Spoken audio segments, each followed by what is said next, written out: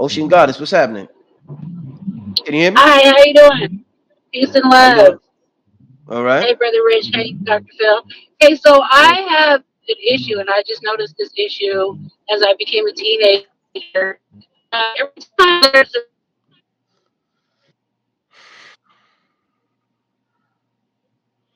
Can't hear you, sister. Yeah. Yeah, she's traveling through a dead spot. can you hear me? Yeah, you're traveling through a dead spot, dead zone. Yeah, we hear you Yes. now. Can you hear me now?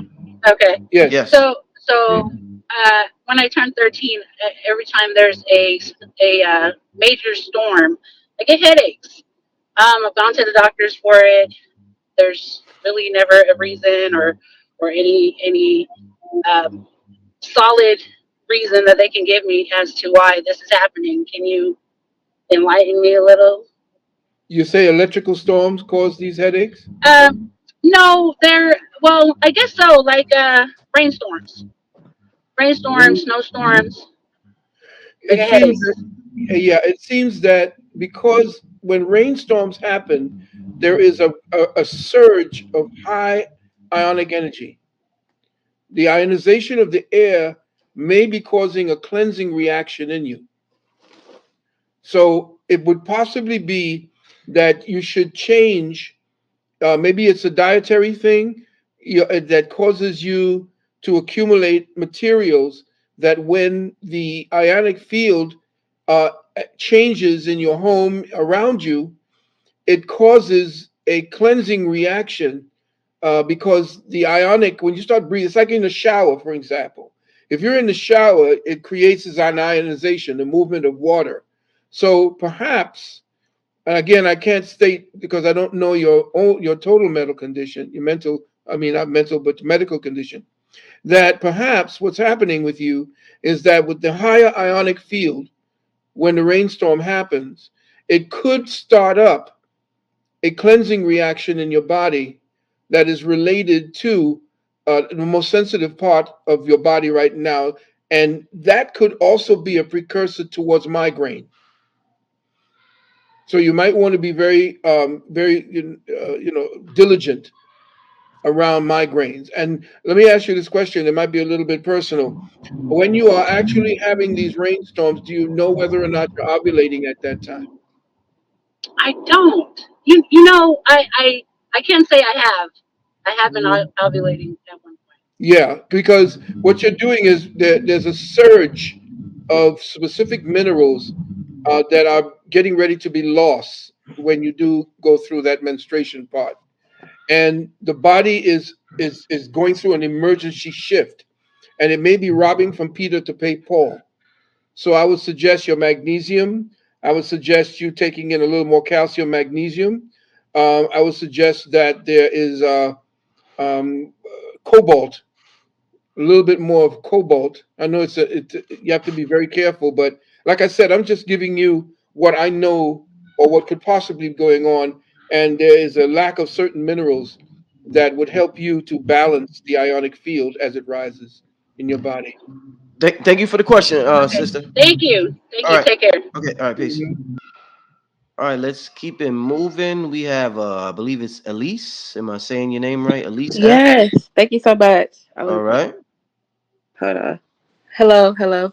Hang Okay, on. I'm turning off because but I just have one question, and I appreciate the time. About comments because I've looked up a lot, and I've been seeing maybe one comment that sprung up about last year that's been kind of ovulating in my line of sight when I take a look at the stars or have a specific app on my phone. So I was wondering your thoughts about comments. Comets. Yeah, comets are movements along the internal grid of the hydrogen dome. Right. The dome is pretty thick, and within uh, there is a resonating energy that we call the word, and it resonates through there. And what you have as comets and meteors are parts of the dome breaking off. And a lot of it too was weakened by what I was going to speak to in the webinar about um, the Operation Dominic, Operation Starfish. All of these were different ways. Checkmate. All of these different were atomic experiments to try to find out what that dome is, and they were blowing up uh, atomic bombs at different levels going up towards the dome. And at Project Checkmate, it was the one closest to the dome. So, with all of the bombs that went off against the dome during the 1960s, 70s, 80s, especially in the islands, there may be certain pieces of the dome that were actually weakened and now falling off. So if you're seeing anything like comets that supposedly appear, these are cycling or circling energies that essentially appear as a cycle. Because remember, the dome is spinning, and you'll see that. I'll show Mhm. you that the dome spins. Okay. I appreciate your call, Thank sis. you. Hmm. All right. All right. Peace. Let's get to the next call. We have the messenger. Peace. The messenger. Are you there? The messenger. Are you there? Okay. We're gonna get to the next call. Please be ready when you are called, family. You don't want to lose your spot. You've been waiting this long, family. Let's get to Millie Chavez. Millie, what's going on, brother? You called What's up, before. Rich? All right. Yeah, man. How's it going? Hey, Dr. Valentine. How you doing? Oh, good. How you guys doing, man? Hey, I have a special question for Brother Valentine here. Basically, you know how Billy talks about the war between Enki and Enlil, and he was talking about the German scientists and stuff. So, I understand that like Enlil's faction, with the Catholic Church, they all suppress humanity and want to keep us dumb and in the Matrix. My question is, what do you think about the junk DNA that Billy talks about, and how we can activate that? Because for example, Rich uses his glasses to keep him safe from the blue rays and stuff like that. Should we be staying away from like devices too much and stuff? And like, does the sun play a role in like activating our junk DNA? Hmm. That's a good question. The junk DNA is actually the discordant DNA that was taken from us that caused the fall, what we call the fall. Part of the fall was the disjointing of the what we call um, the people are talking about the 12 strand DNA. It's not 12 strands. The autochthonous peoples had 22 strands before the fall. And to speak about dealing with the junk DNA, everything that's keeping us from actually allowing it to rebraid itself is based upon the programming that the food, the air pollution, water pollution, all of these are stopping you from finding the necessary programming that your brain needs to have in order for you to call upon the disjointed materials to start braiding that DNA. Now, one of the ways that they stopped it to destroy the junk DNA was to deal with something called gold. What they had this product out that was made of gold, and what it did was it was to give you the high. It would smash or break up the crystals that was in the disjointed DNA to prevent you. It would give you a momentary rush, but it would take away your ability to organically braid the DNA. And that's what is to prevent you from taking the ascension to the next level, to destroy your ability to understand how to shut down the thought process and the fear process that goes with thought, and you to focus on the observer so that the observer can help you to differentiate between thought and you, so that you can find the doorway that opens up to peace and silence. And in that silence, does intelligence come through? And then through the intelligence, the connection, you are now uploading or you are encoding the so called area code to the mind of God. And then now you download, you get that download.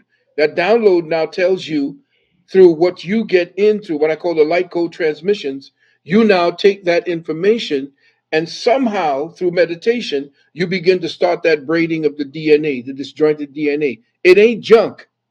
It's part of you. So you have to take away that mentality that somehow it's junk laying around. It's not. It's part of the God, the God, the genetic God complex that was disjointed in order for you to be able to exist in third density. You couldn't exist in third density. You would be outside of the fourth and into the fifth if you had all of your DNA working the way it was supposed to. To exist here, you had to lose that particular part of your God energy in order for you to exist here. But the fun part is acquiring it again, because all of what you're learning while you're in this avatar is feedback to the mind of God. Mm. Wow. Hey, Millie, I appreciate you asking that question, man. Yes, Same here. sir, brother You Rich. I gave a hell of appreciate an you answer. guys, man. All right, take care. Same here. Wow, man. Ooh, this is a good show, family. This is definitely. Oh man, this is. If your webinar is gonna be like this, Doc. Ten Whoa. times, 10 times this, brother. Once again, family, we getting ready this Sunday for the webinar, 10-hour webinar from Dr. Valentine. It's re-examining the authenticity of reality. The link is in the description. It's June 25th at 2 p.m. Eastern time, Not this family. Sunday. Not this Sunday. I'm sorry, not yeah. The June 25th though. Yeah, June Mhm. 25th. Not yeah. I thought I Uh had to go check myself. Whoa. yeah. Let's keep it moving, family. Let's keep it moving. We got Jamal Moore L. Peace. Can't hear you, brother. Greetings, showing love from the UK. Greetings, Hey. Brother Rich. Greetings, Dr. Phil Valentine. Islam, I have brother. a question. I always hear stuff about the Illuminati, the Rothschilds, people like that. Yeah. But the information I've been seeing now, I'm hearing more about the black nobility. Yeah. Would you be able to elaborate a little bit on that for me, please? Well, the black nobility is who we were having to fight with. It wasn't with these Europeans. We were the ones who were the first 13 colony. We were the autochthonous people trying to break away from the black nobility who ran England. You're not knowing it. You know how many black people were the kings? You have no clue. We don't have any clue as to who was ruling England at that time. Who Mm. actually built all of the cathedrals? Wasn't those Europeans? They were living in barns. When the kings began to take over at that point, they were still sleeping with their cows. Read the book Dirt by McLaughlin. You'll understand what I'm talking about. I'm going to So, check that out, yeah, the definitely. book is called Dirt by McLaughlin. And they, Um, yes. One quick thing. Sometimes when I'm in London, we're Hmm. driving around and we see a lot of Asian buildings, Yes. yeah, which I know was not built Hmm. by the people that we class as British today. Yeah, that's the truth. So, And in fact, yeah, your royalty is German. They weren't really of the Windsor. They adopted the name Windsor from Windsor Castle back in the day in World War I because they were going up against the Germans and they didn't want the conflict of the fact that Germans were sitting on the British throne. The real people who are actually the descendants of the dragon, who was dealing with the Pendragon, who the girl? What's the name of the girl that married the redhead? What's his name? What's her name that they hate? The Megan. Megan Markle. Megan, yeah. She's from the bloodline of the Pendragon. Yeah. And okay. yeah, All and the right. thing is, the dudes who the Pendragons, that's why they hate us so much. The ones who actually are the ascendants, the heirs to the throne, are farmers in Australia. Whew. I remember hearing you say something like that on Hmm. in another teachings. Definitely, Yeah, I've heard you say something like that. yeah. The real But the yeah, real ascendants of the throne, and they don't want to have anything to do with it because they know that if they did try, they'd be killed. Wow. So they're just simply farmers, and they're just dirt farmers over there. But the bloodline leads to them. Mm. But the wow. And bloodline essentially came from Charlotte too. So the bloodline of Charlotte is still out there. Hmm. And when you're talking about the black nobility, the black nobility was the nobility over here. It was the so-called autochthonous black man who broke up into these tribes, Yamasi, Yamakra, and all the rest of them.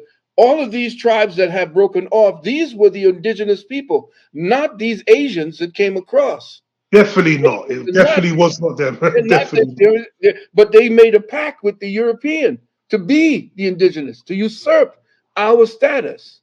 And so what happened now? We now have taken on the nomenclature of African American and Negro and nigger and all of these. And these are all to estrain us from the fact that we own the land.